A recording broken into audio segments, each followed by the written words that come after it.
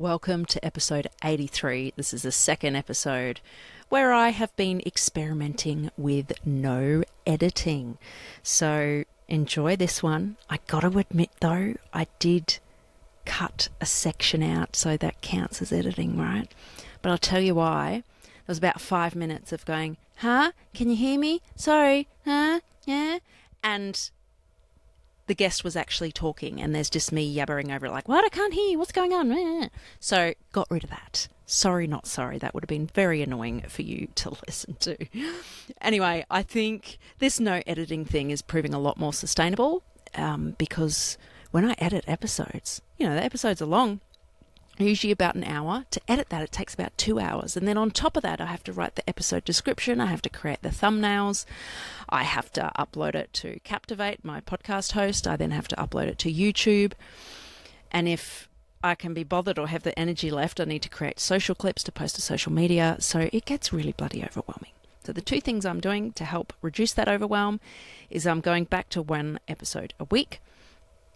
And I'm going to try this not editing thing because then I get to do the fun bits, which is talking to people and having cool conversations. So yeah, let's roll the episode. I hope you enjoy this one and I will catch you soon. G'day and welcome to the Pursuit of Freedom podcast. I'm your host, Rosie Burrows, and I'm on a journey to find my freedom so that I can help you do exactly the same.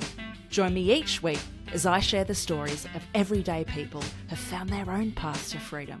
I'm not going to focus on job titles and accolades because I don't care about that stuff, and neither should you. I want to uncover what truly makes you tick. Who are you when you step away from society's expectations and follow your heart? I still haven't figured it out yet. Have you? Either way, buckle up because it's going to be one hell of a ride.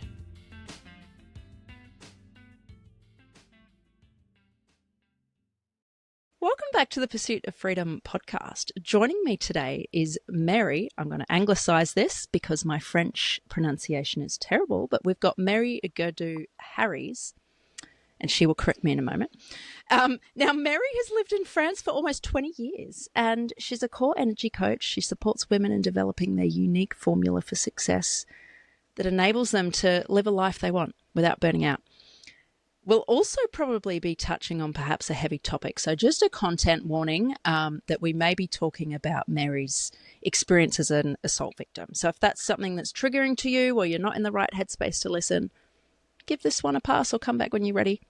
And with that aside, Mary, thank you so much for joining us today. Thank you so much for having me. I've been looking forward to it. Yeah, likewise. It's been a few months. So please, before we go any further, how do we pronounce your name, Mary? So like we were saying just before, I have this completely impronounceable French surname now. So it's Guerdoux. But my original British surname is Harris, which is a lot simpler, at least for English-speaking people. But that's really difficult for French people, though. So it's, so I go with both. I keep both. It makes it more fun. Yeah. No, beautiful. I like it. And my apologies for butchering that. I think it's funny how it's so difficult for English-speaking people to pronounce words in other languages. Like, is this something you got the hang of immediately? No, I don't think so. I mean, I always found, so I did quite a bit of French at school and I actually found it much easier than we did German as well, which at least in terms of pronunciation should be easier. So I guess it was for pronouncing things, not so much French, but French somehow flowed much more easily for me. And I think I spoke to, so the people I've spoken to about this a lot is Scandinavian people, because they seem to be really good at pronouncing, English words, French words. And it seems like we have fewer sounds in the English language. So because we don't learn them when we're young, we just can't kind of get our mouths around them. Whereas apparently a lot of the Scandinavian languages seem to have a lot more of the sounds, so they can pick up French and these other accents more easily. So apparently that's maybe where that comes from. But what's interesting with that too, my daughter is just 7, Oh, she's about to be 7 on Friday. And so she's learning to read. And the way they're learning to read is they start with the sounds. And they're like, so if I'd actually learned French this way, that would have really helped get over these. There's some words I still get really stuck on. Everyone goes, oh, what are you saying? What are you saying? I can't get I don't know. I can relate to that part. Yeah. Our mouths just don't want to do it. Yeah. Language barriers aside, though, I want to dive into the work that you do, or really who you are as a person. So can you take us back a bit? Because you weren't always a coach. You have a degree in mechanical engineering and you worked in corporate for 2 decades, I think. So what on earth happened? Great question. I don't know. I do know. So, yeah, I mean, my mechanical engineering was kind of my path. So when I was a kid, I loved all subjects at school. That was kind of the challenge, actually. I was a bit of an all-rounder. I liked everything. Decided to go down this engineering path, did all the steps, studied really hard, got into a really difficult university to get into, did a degree that was really tough. And I was like, right, now I'm going to hit the workforce and have this fantastic career. And yeah, I mean, I enjoyed my work as an engineer. Compared to some people, I moved around quite a lot. I tried lots of different things. I really liked variety. And actually it enabled me to do that. So these were all things I really loved about it. But then what happened was a combination of becoming a mum. Mm-hmm. So my daughter is nearly 7 now, but I also became a stepmom a couple of years before that to 3 other kids. So like I had a very fast becoming a mum transition. So that turns everything on its head anyway. And then COVID happened. And just, that, as it turned out, opportunity in amongst all the other stress, that was going on with that crazy period and not knowing what was going on. And what it did do for me actually was open up some space because our schedule completely changed. I had quite a crazy commute to work, so that stopped.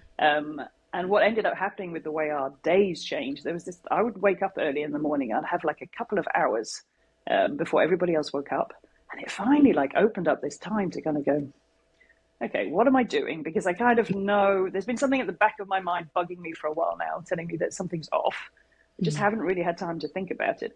And actually, I would sit outside at our house. We have I sat in this corner of the garden where there was a bit of sunshine in the mornings, and I could see the motorway where I'd normally be driving every morning. Nobody there. The airport, no planes going anywhere. And it just kind of really drove home what is all this rushing about for? Yeah. We had this really crazy schedule every morning of getting everybody out of the door, dropping kids off at school, my daughter off at daycare. By the time I arrived to work, I was already pretty exhausted and I hadn't even done what was supposed to be the working part yet. And then, in the evening, we'd just go through that whole process again. And it felt almost like every minute was kind of determined, had to be, these things had to happen. Otherwise, there was just no way of doing everything before, sort of falling into bed at the end of the day. And, I knew I didn't like that, but I just hadn't really taken the time to think, okay, well, what can I actually do about it? And does it have to be this way? It just seemed that I had no choice. And I was on a flight and I'd seen an advert for a book that I had bought and then not read yet, called Be a Free Range Human. And the title, I love that. The title, right? Free range. I was like, oh, I don't feel very free range at the moment. So that kind of was what inspired me to buy it. And yes, it was all about, rethinking how we think about work, how we think about our career, the fact that, we don't retire at 60 or something anymore. Whatever we're doing, we're going to be doing it for a long time. So why not focus on things that we love, things that we want to be doing? And what really spoke to me too was, well, look, when you're in a corporate role, there's a job description and whoever you are and whatever you're good at, you're trying to kind of adapt yourself to that. And we spend so much time talking about what we're not good at. And I was just let it go. What about the stuff you're good at? Make the most of that. And all of that really spoke to me. And I started thinking, well, this is what I really love in my work. This is what I don't love. This is how I'd like things to be. And I started thinking about coaching. And then I had a kind of, I guess, imposter syndrome style. How can I possibly now kind of do that? I'm an engineer. I followed this path. Who's going to take me seriously? And so I ended up working with a coach, which again, I went backwards and forwards with. Can I really spend this money? Is this something I want to do? And then I really had you know what, like if I don't do this now, you know, when am I ever going to do it? Like there has never been a better opportunity. And also if I don't invest in myself, you know, what better, who else is going to? And, you know, isn't this actually a really good way to spend my money? So I did that. And this was someone who's a career coach. But of course, it's about so much more than just career. Right. When you start exploring who you are, what you want. We got really into my values. And again, another big realization about it's like, well, actually, the lifestyle I'm leading just doesn't really fit with all of that. And so the process went on. And yeah, I came up with, okay, I want to design a life that suits me. I don't want all this rushing. I want more flexibility in my schedule to adapt, to be available for my daughter. And I want to be not on this like rush every day. And yeah, this part that had come through in my work, the part about developing other people, helping other people kind of learn things, realize things, kind of pursue their goals. You know, that's what I was really loving about my work, even if it wasn't the main focus of what I was doing. Right. So yeah, from there I was like, okay, it's coaching. This is kind of what I want my life to look at. This is what freedom looks like to me, because freedom was like a really big word that kept coming through. I felt really trapped. Yeah. And I was like, okay, I can actually do something about this, take a bit of control over my own life. And then, yeah, from there, I then signed up for coach training. And what was really funny with that was I did that the following year. And so there I was saying, my life is too hectic. It's too busy. I don't have time. I have no energy. I added a whole massive coach training course to my schedule like the year after. And I'd never had more energy. It was like, how does this work? And that's really what inspires me with the work I want to do with other people. It's like when you're doing the things that really start connecting to what you love, who you are, and everything else, there's a wealth of energy there. Yep. But yeah, if we're not doing those things, we just feel just exhausted all the time. It doesn't feel possible to do something else. And yeah, that's what inspires me with the coaching, bringing that realization that I had to other people in their context, because other people's version of, you know, freedom and everything else isn't the same as mine. But you need time to figure out what it is. I mean, it's not necessarily that obvious. Yeah. And you mentioned how when we're doing something that we don't enjoy, that doesn't align, it feels like we have no time and it's a drag and it feels just impossible. So how do we get out of that? I've got a friend. I'm going to give this as an example. She is a teacher. She'd been teaching for, I think, over 8 years. Really wasn't enjoying it anymore. It was soul-sucking, always stressed, just not happy. And I'm close with this friend and I'm like, well, what are you doing? You need to get out. But the chats were like, oh, I don't have the time. You know, I need the money and the income. And so her mental health was just put bottom. Eventually, I'm proud to say, she quit teaching last year. But I still haven't quite been able to put my finger on what is the tipping point for people? Is there something in common? What makes us all of a sudden go, no, I'm going to make the time, or whatever it is? Yeah, really great question. And I ask myself that question quite often, especially when you talk to people and say, oh my goodness, I could really help you. And people aren't really ready. Yeah. And I think it's really personal what that tipping point is. Some people, it has to get really bad. I mean, sometimes it's really that our health gets to a point where we just either have no choice anymore. Yeah. And so, you know, something has to give. Or people get scared enough about what their health situation is starting to look like to say, okay, well, maybe there's something more fundamental that needs to happen here. So I've seen a lot of people where it's that. Others, it's been, you know, kids can actually be quite good for that in the sense of they're amazing for reflecting back to you kind of what really is going on. And I've heard that from people before. And it can be, you know, I mean, it happened to me. This wasn't actually the thing that then set me off on this path, but I can remember a few years ago my stepdaughter saying, I think it was not long after my daughter was first born, and I was just exhausted and not sleeping and all that stuff. She was saying, oh, I don't feel like I see you having fun very often. What a slap in the face. Whoa. And she was really right. She was really, I was so kind of like, yeah, but now I need to make dinner, and now this needs to happen, and now this needs to happen. And another friend I was speaking to not very long ago, hers was that. So she has a really crazy job, this particular friend. She does love what she's doing, but she's asking questions about the fact that she doesn't have the time for her family that she would like. And she said it was her daughter who said to her, who's a little bit older, oh, well, all these like meetings you have, Mum, and you're kind of going back to work late at night and so, I mean, do you love it?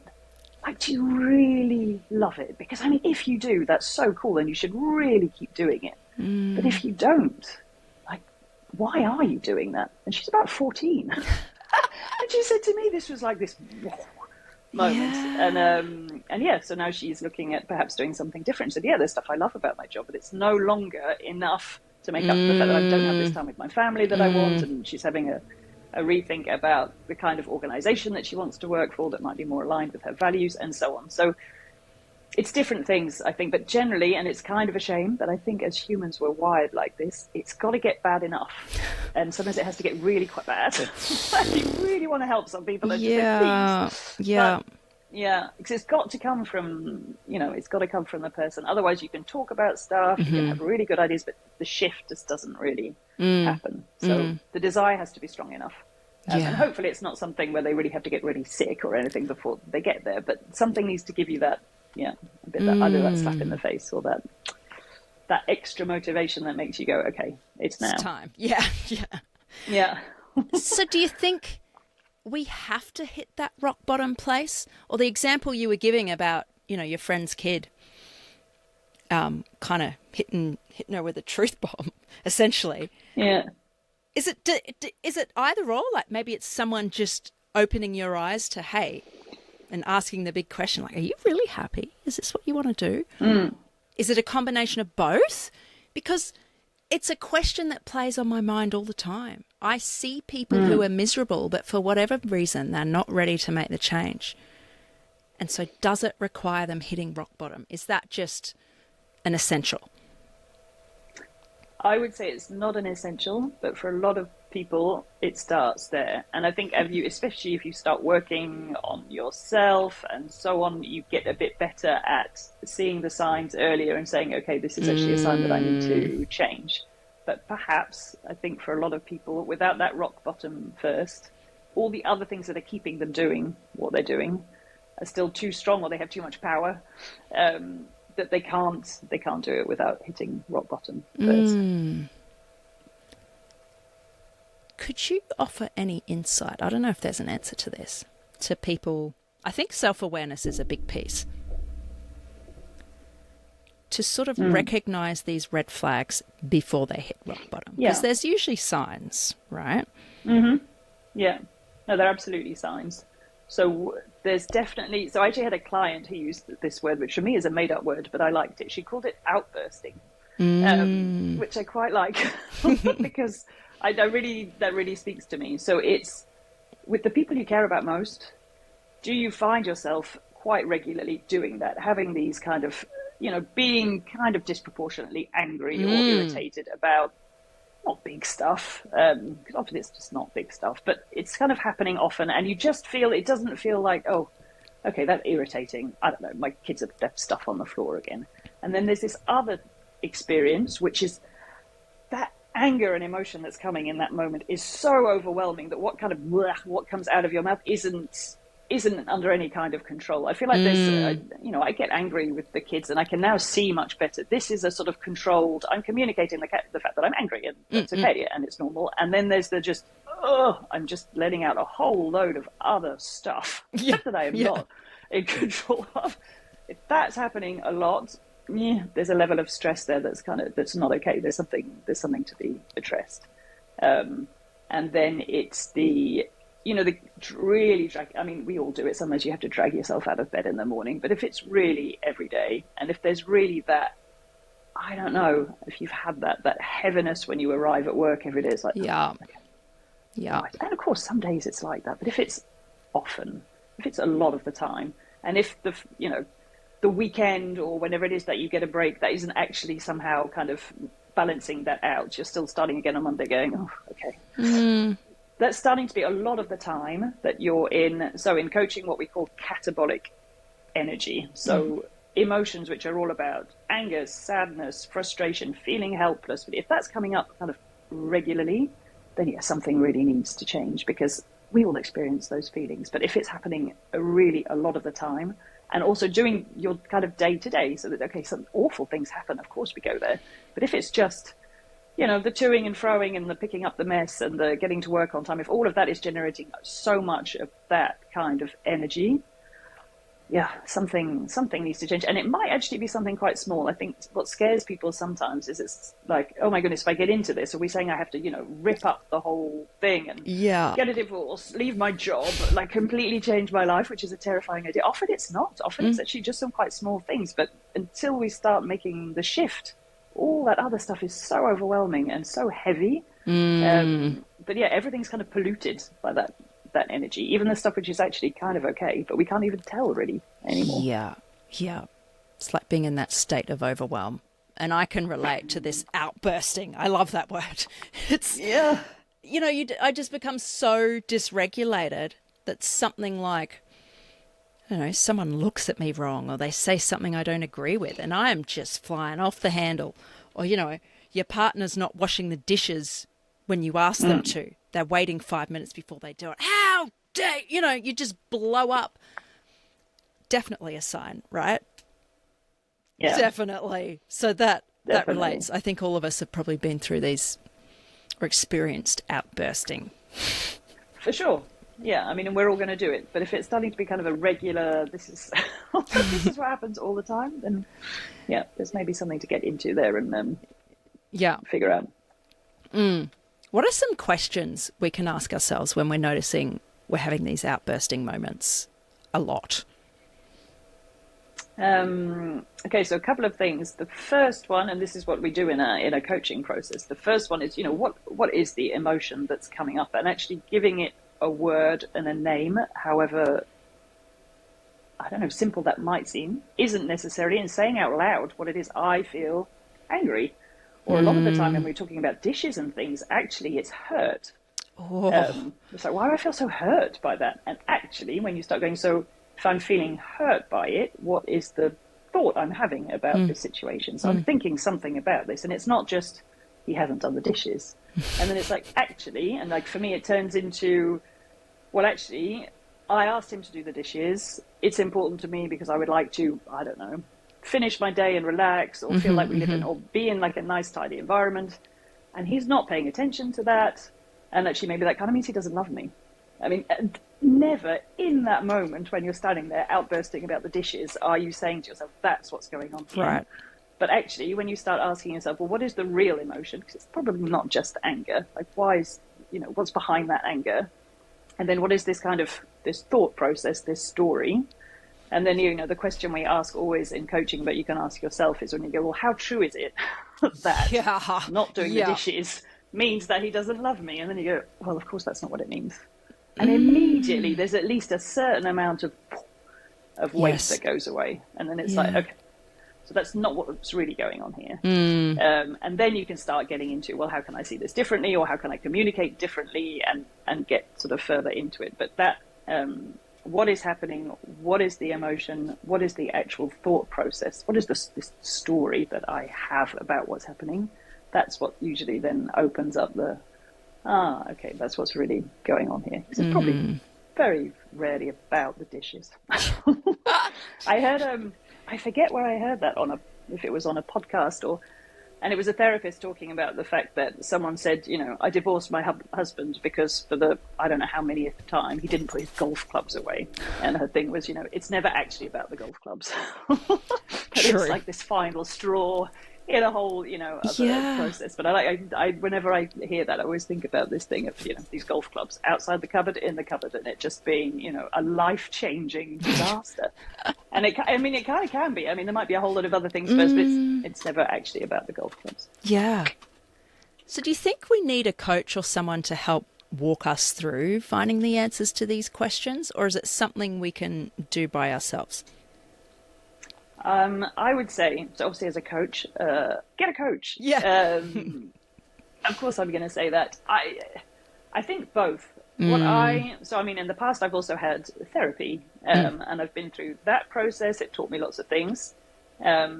Coaching, what I've really found with that, because also as a coach, you, as well as being trained, you then, you then continue to get to be coached. I mean, it's good practice. And now I feel like it's just good mental hygiene, really.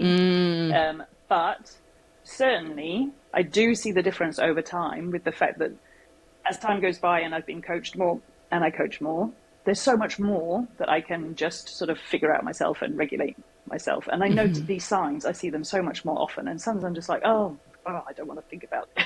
I just want to have a good outburst. Yeah. Thank you very much.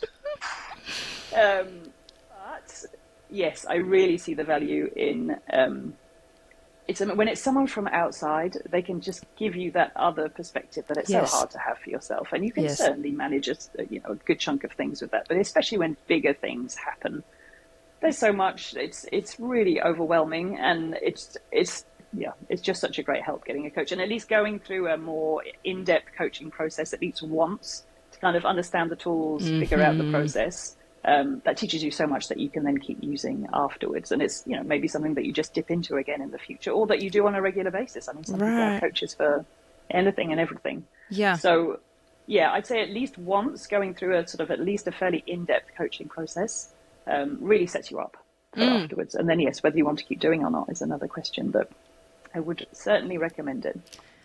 I tend to agree. And I think when you're paying a coach or you have someone outside helping you, guiding you, it gets you there quicker, wherever it is you want to be. Yeah. If you're going to do it by yourself, you're going to be, it's trial and error. You're just sort of trying to figure it out, and you might get there eventually, but it could take years, or maybe you're just never going to get there. So investing in yourself in that way, and like you said, even if it's just one session, it's going to equip you with a lot of knowledge and tools to help you make your life better, really. For sure. Yeah. And like you say, it's a question of time. Like how long do you want to wait to start feeling differently about things? And how important is that? And it's like that realization I had back in lockdown. I was like, okay, well, I could get into this now, or I can keep waiting, but how long am I going to be waiting for? And I had this real sense of urgency that no, it's now. Just go. Just go. What do you say to people who go, oh, it's not the right time? I'm finding that hard to answer, because it's like it's true and it's not. That might well be true. If people are really feeling like it's not, even if you do some coaching, it's only going to go so far. And that might have some value. But if you really want it to be impactful, you've got to be ready. And it can be really quite hard to figure out if people are ready or not. But if people are really saying it's not the right time, then okay, then it's not the right time. It's not going to have the same impact as when someone says, okay, I'm doing it. I'm working with someone at the moment. She, the coaching process is going really, really well.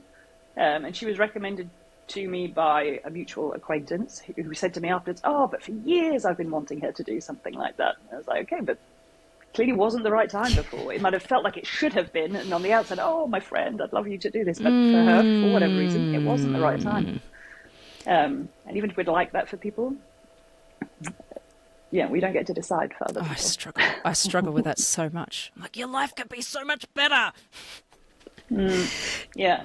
It's tough when we're a friend. It's not the same as being a coach. Right. So. Well, right. That's exactly right. Because we have a vested interest. So we can't feel the same about it.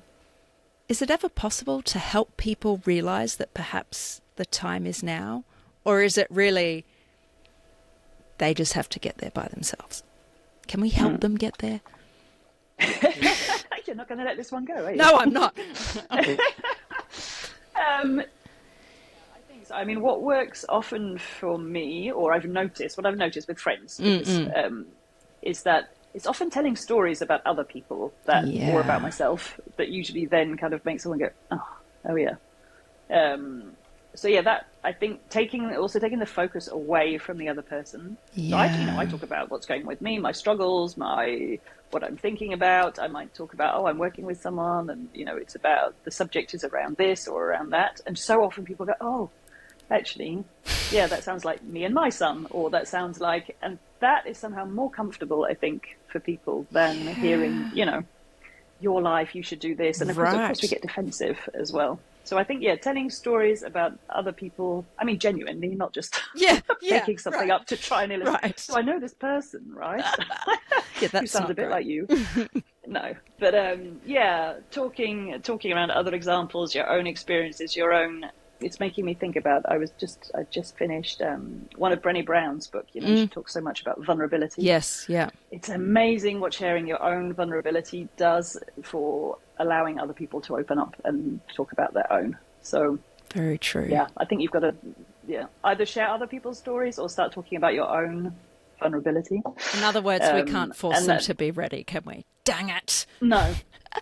But if you show how what you're prepared it could help to share, that can kind of help bring some of those barriers down and help them feel like, okay, me too, actually. So maybe there's something to do. And what you're saying really reminds me of Mel Robbins has a new book, Let Them Theory. I haven't read it bit, but I've heard her talk a lot about it. And it's the same sort of thing. You just got to let them. You get on with your life, but model whatever it is. And they're going to see you doing it, living your life, and they'll go, oh, that looks all right. I might give that a go. Or they'll hear the stories you're telling. So this is something I would like to work on more. And I think I'm getting better at it, but I struggle, especially with people who are close to me. For example, my sister.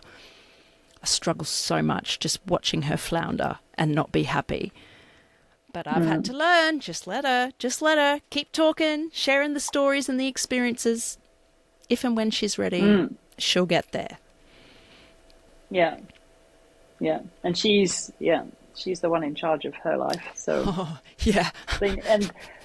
And if and another one again, because the thing about coaching, which is what makes it different from mentorship. So mentorship is more about sharing advice and experience. Coaching is absolutely not about ever giving advice, which can feel, especially when you're learning, feels very strange. You can't say, "Oh, how about this?" Yes. If the person hasn't come up with the idea themselves about what they're going to do or how they're going to address something, they're never going to be committed to it in the same way if it's come from you rather than coming from themselves. So there's a real value in the fact that they've done this whole process themselves. So however frustrating and however much we'd like them to, the fact that they're working it out by themselves is not only what will make them more committed to it, but it's what will enable them in the future to then be able to, keep doing stuff. So it's actually a gift. I don't know if that can help.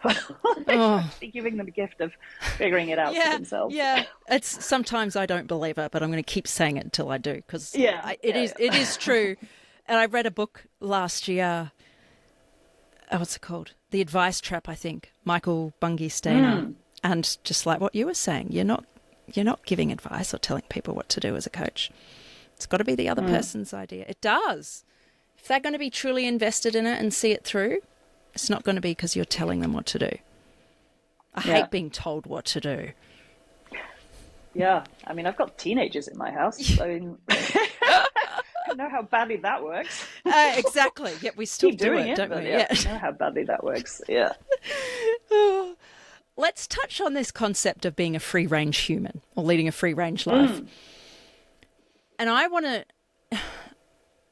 hear your thoughts on how that ties in with how you've begun to speak more openly and publicly about your experience of assault, because maybe 4 or 5 months ago you spoke publicly about it for the first time. So has this been part of your free range, journey, or is it something different? Oh, good question. It wasn't.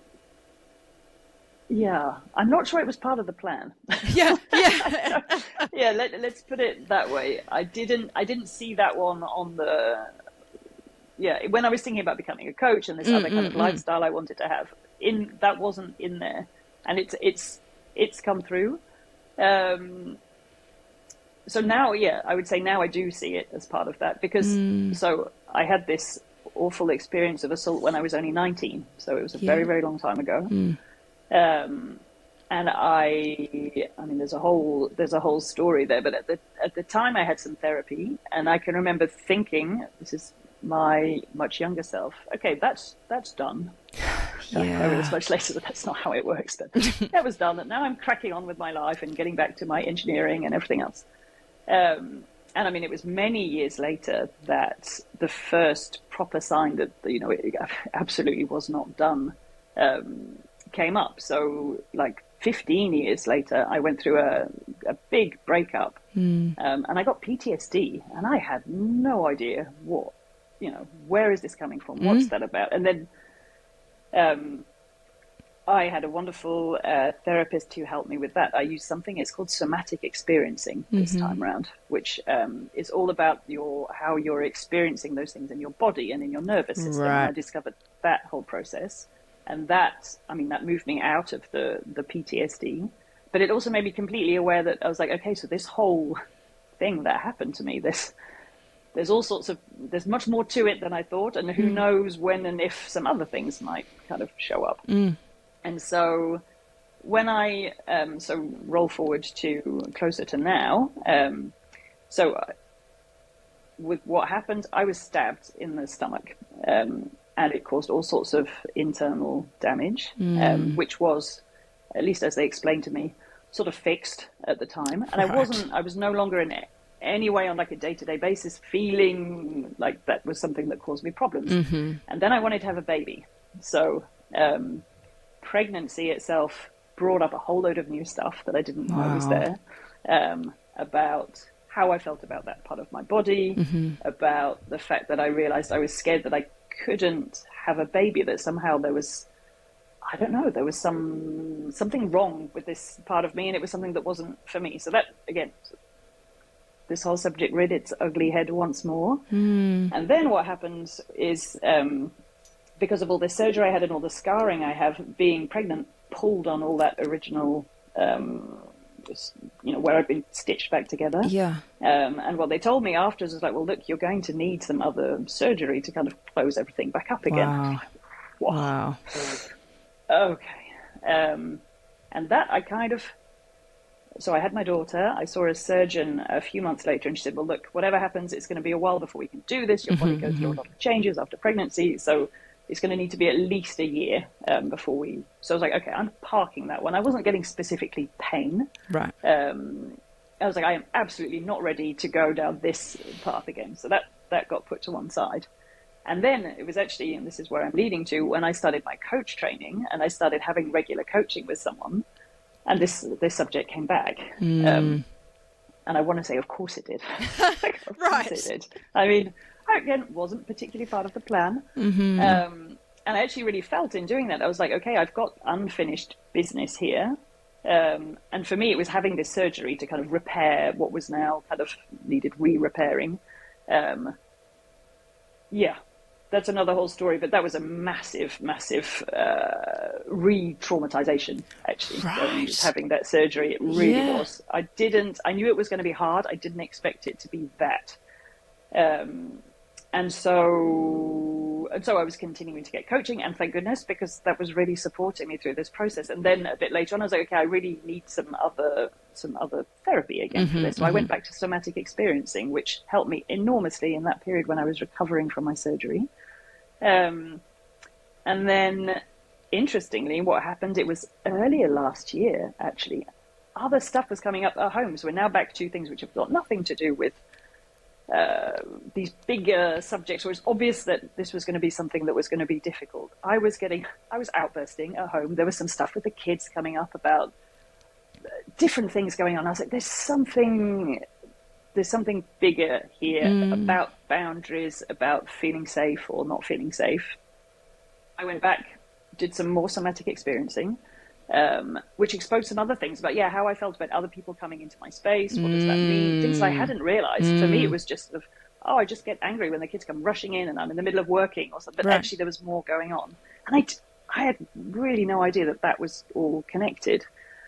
And so doing that and feeling this shift in the way I felt, and it must have been something that's been within me for years and years and years, was so liberating.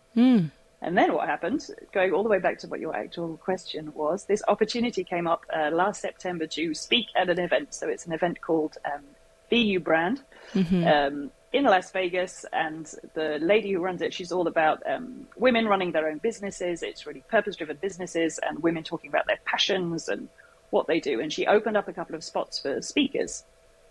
And so, I don't know, I had this moment of kind of going, right, yeah, I've got to give this a go. This would be good for my business, people seeing me. So I did a little video pitch about what I wanted to talk about, but I wasn't that specific. I was talking about wealth and what is life and what is freedom. And then when I got an answer back to say, okay, yeah, we've picked you, I don't know, it just seemed suddenly really obvious to me that I needed to speak about what had happened to me when I was attacked. And I was like, okay, so not only are you going to do your first kind of big public speaking event, we're going to throw in that. Are you sure?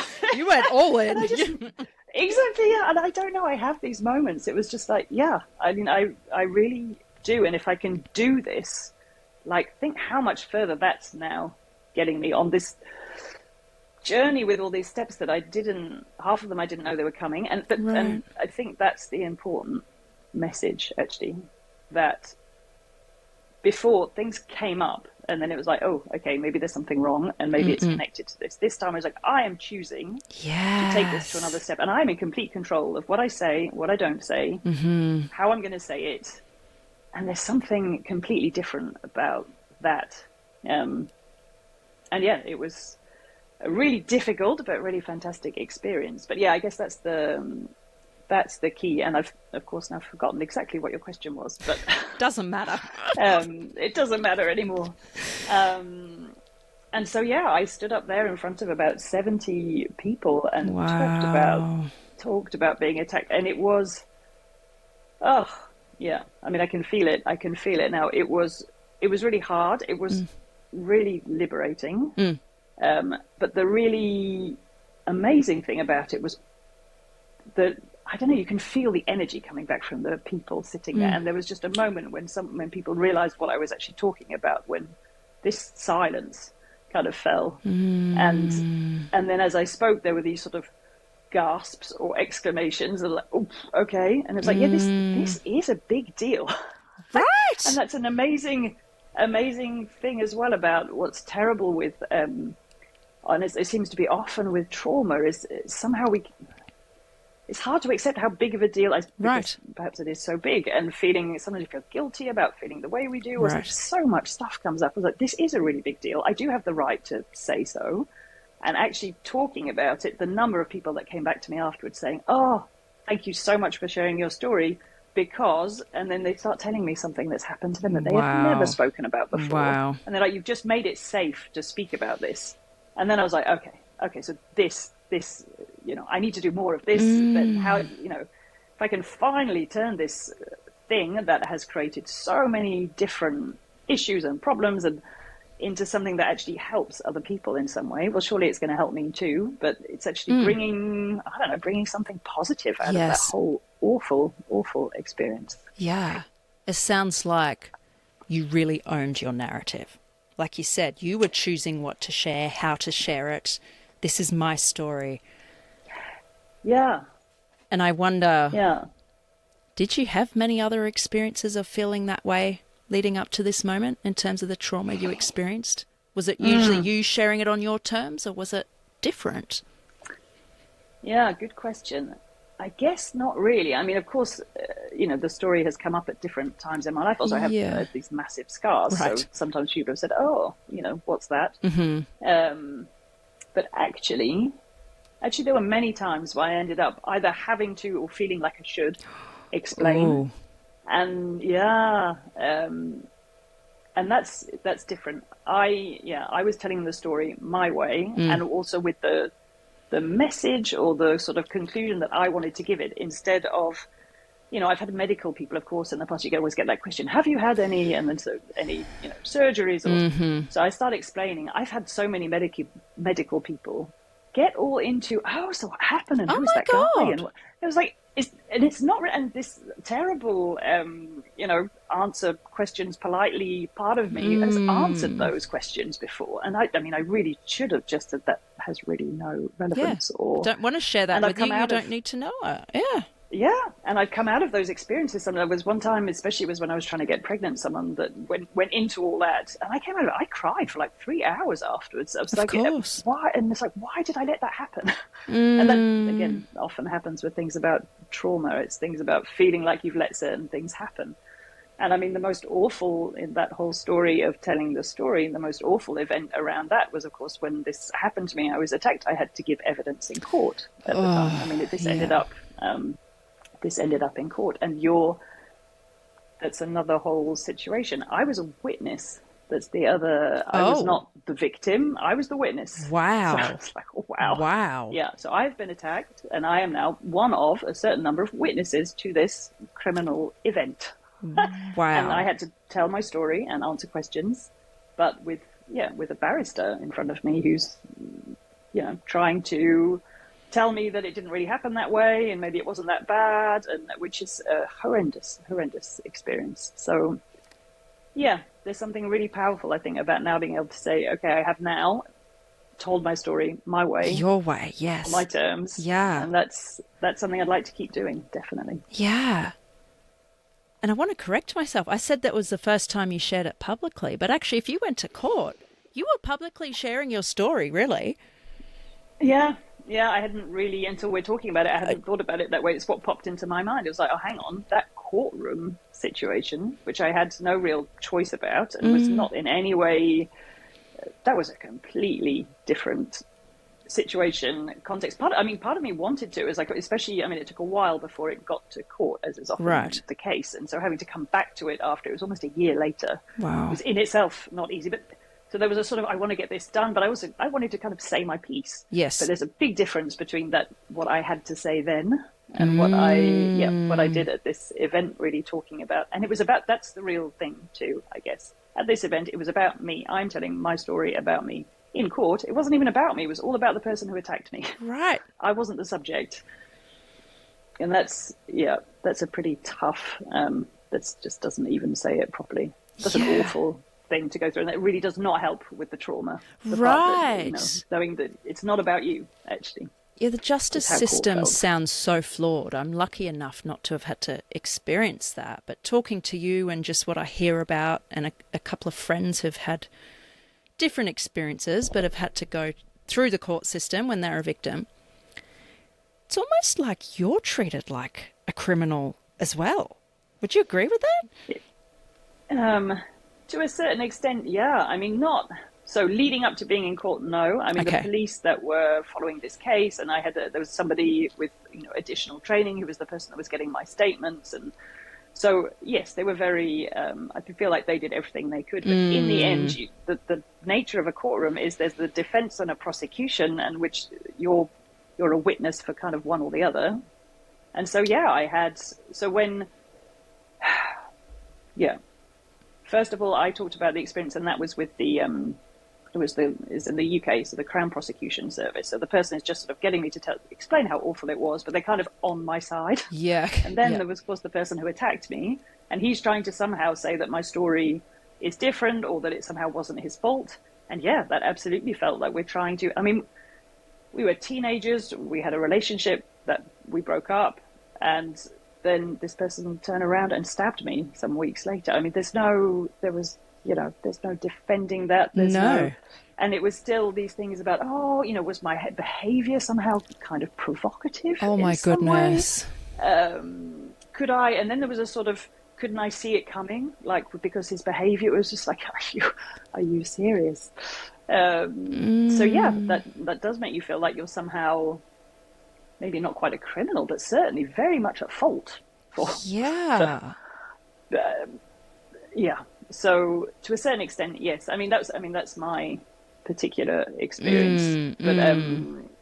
Other people have other ones. I think that there wasn't very much ambiguity about what happened in my particular case. But nonetheless, I felt like I was having to justify, explain. There was some suggestion I'd done something wrong. Yes. So in a situation where there might be and I know this happens a lot with sexual assault, there's a lot more question about circumstances and how was it interpreted, and oh my goodness, I don't know how people go through that, because I think you ask yourself what's horrible is you ask yourself those questions, even if you know really, part of you kind of goes, oh, maybe they're kind of right on some level, and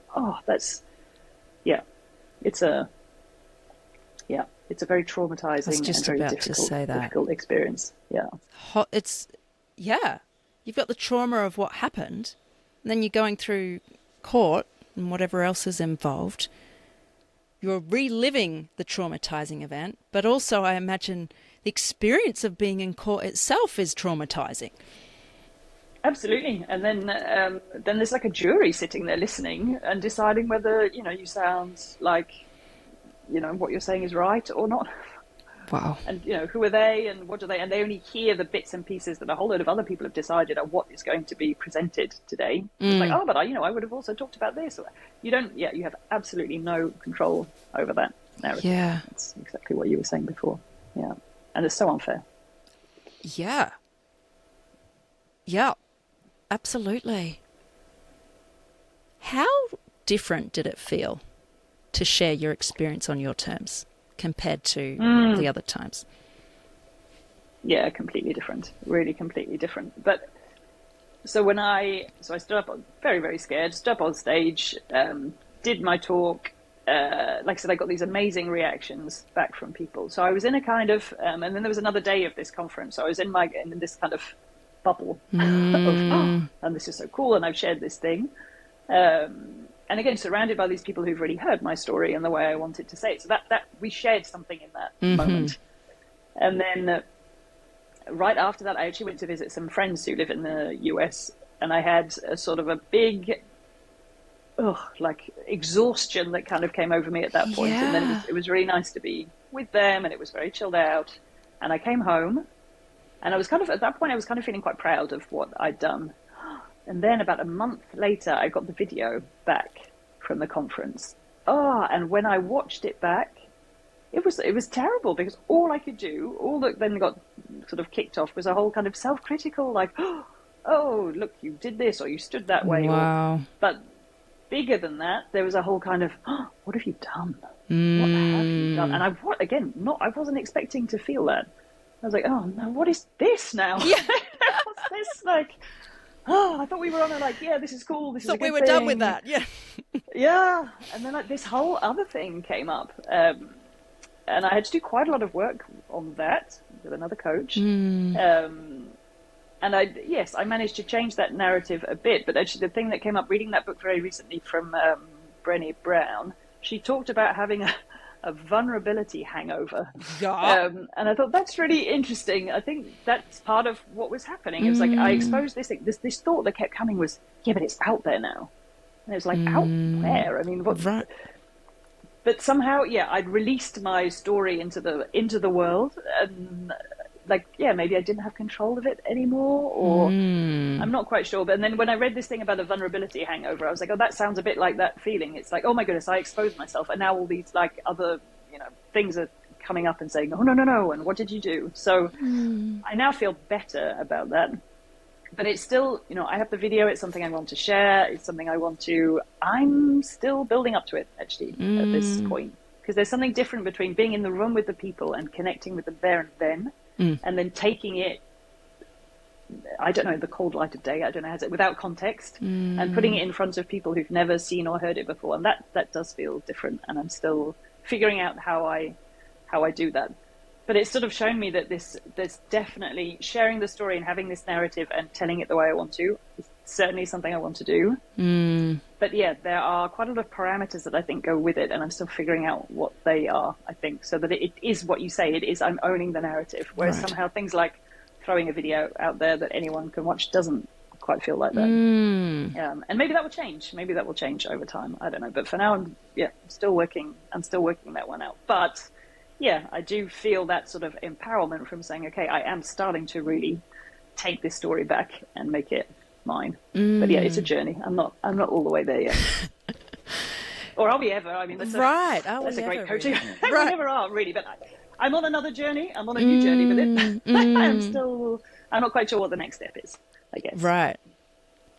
And do you think sharing our story is an important part of healing? I really do. Again, it's got to be the right time, though, I think. And I know I certainly wasn't ready to share that story in the way that I did even 6 months before I actually did it. That wasn't even something I was thinking about.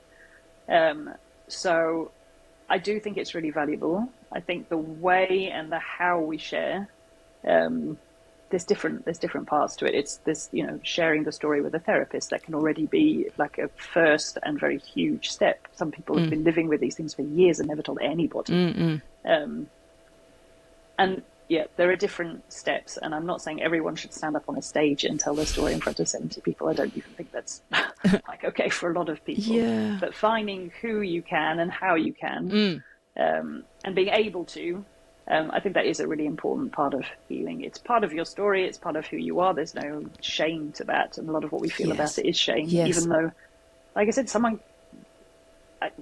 it's amazing. Someone was completely unjustified, came along, decided to attack me.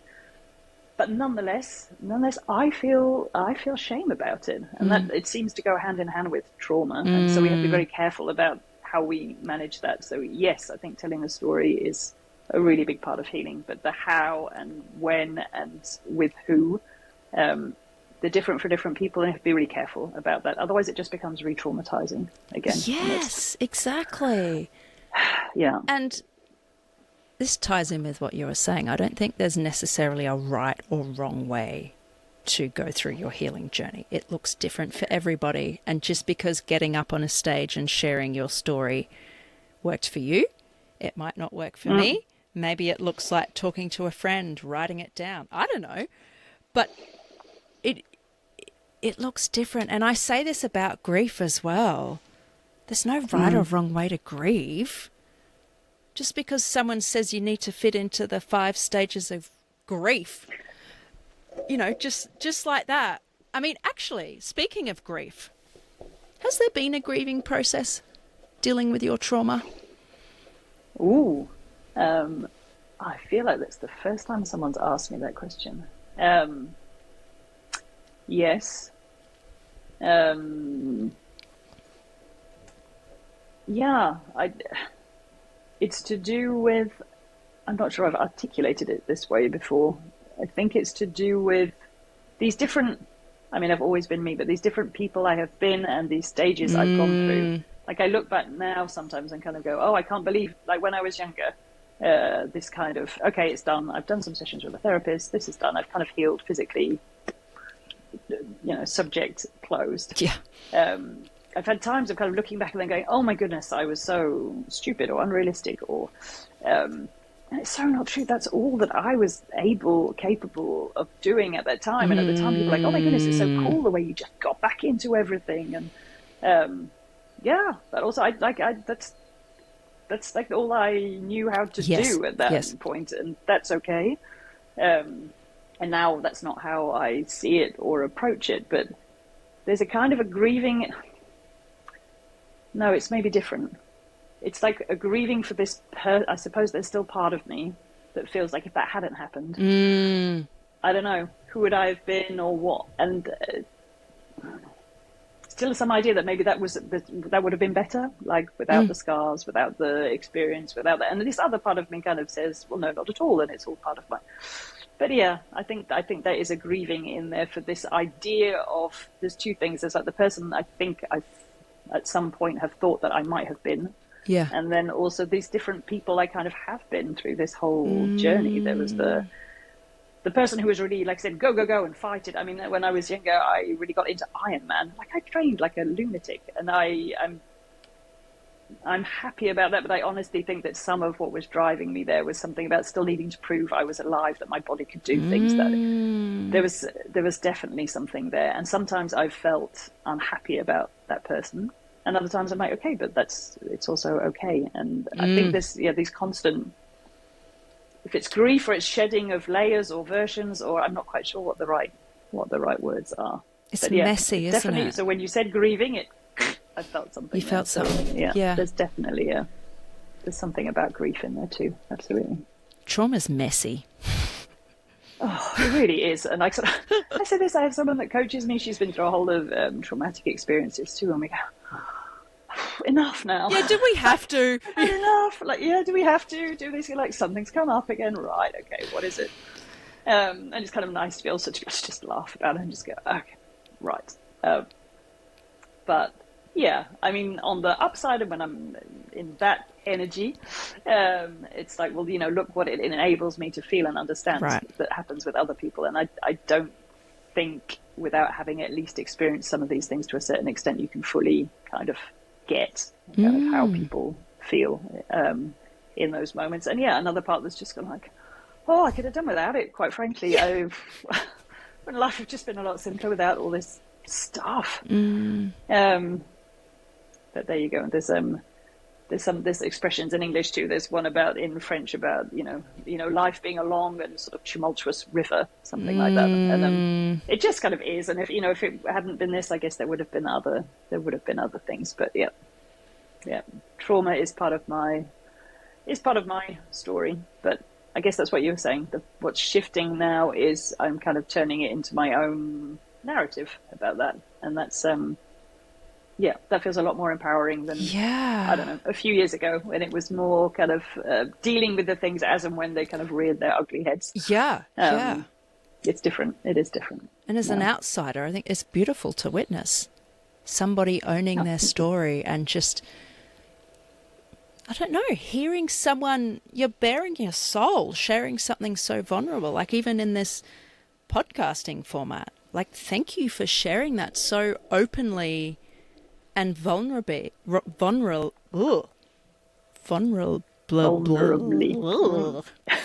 ruins that. Vulnerably. There you go. I'm going to say that again. Thank you for sharing that so openly and vulnerably, because I think, well, it's a way to form human connection, but I also think for our listeners, there's going to be people who feel seen, feel less alone, go, oh, it's not just me.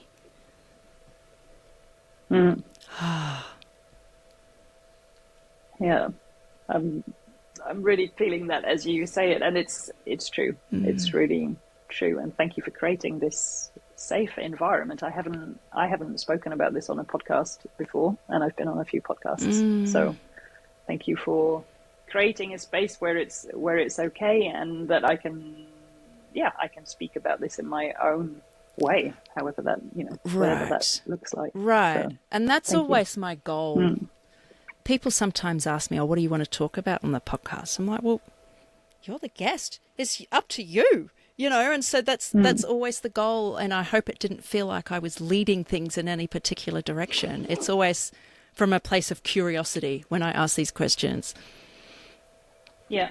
No, that's absolutely how it felt. Good. It really did. Yeah. And like I mentioned before, I mean, there are plenty of other people ask me questions about it, and it did not feel like that. So right. Definitely know what the difference is. Yeah. So, yeah. Yeah. Oh. Yes. Thank you. Yeah, thank you. My final question, and I think it's been an underlying theme in this conversation, and this is something I ask every guest. So, Mary, what does freedom mean to you? Ooh, I'm now wondering between what I was going to say and then thinking, oh, given what we've just said, it's not quite the same. So in actual fact, based on everything we've said today, and I hadn't thought about that until we had this conversation. So thank you. But this thing that you said, owning your narrative, and it's not like that's not a phrase I've heard before, but in terms of my story, my history, this trauma, owning my narrative about that trauma is a definition of freedom for me. And I'm still figuring out exactly what form that takes, I guess. Yeah. But yeah, that's definitely part of feeling freer, for sure. Owning your narrative, whatever that looks like. And I think your narrative can change. Just because the way you're telling your story today is a certain way, you in 6 months, a year, 5 years, it could be different. Yeah. I think it really could. Like I said, standing up on stages and sharing, and that was absolutely not part of the idea before.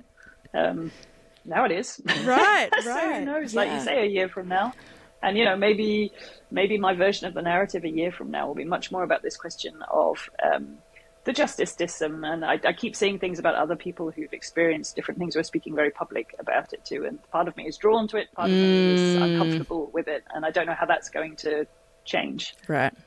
So yeah, maybe in a year from now I'm going to be, campaigning about. We could stuff, be talking about something else entirely, or something completely different. Yeah.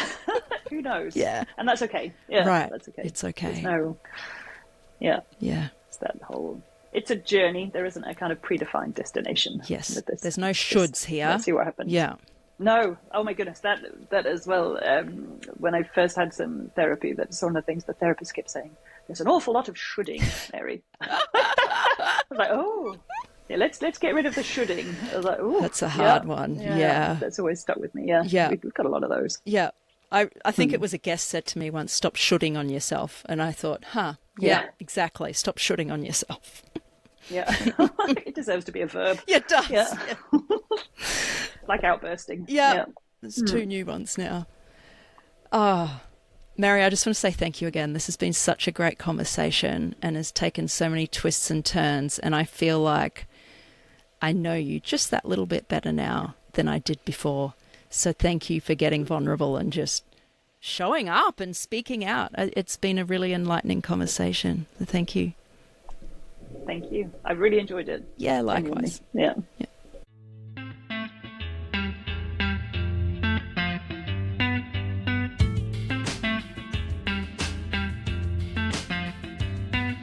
Thank you so much for listening to the episode. Please go share it with someone you love. Leave me a rating and review if you haven't already. And please hit the follow button. Less than 10% of you are actually following the podcast.